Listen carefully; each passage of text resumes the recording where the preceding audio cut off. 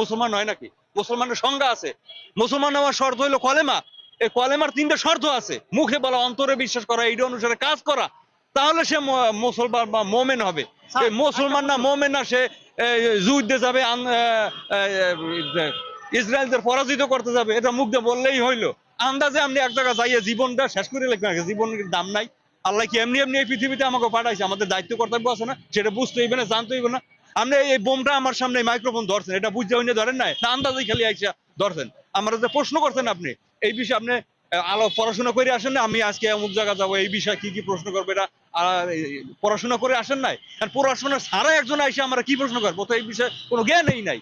তো আপনি একটা যাইবেন, যুদ্ধে যাবেন, ভালো কথা। এই বিষয়ে আপনার যথেষ্ট জ্ঞান অর্জন করতে হবে এবং যুদ্ধের প্রশিক্ষণ দরকার। আল্লাহ নবী যখন ইন্তেকাল করেন, তার ঘরে কি পাইছে? তসবিহ পাইছে, যুদ্ধের সরঞ্জাম পাইছে, বল্লম, তীর, এগুলা পাইছে, কোনো তসবির দানা পায় নাই। ইহুদি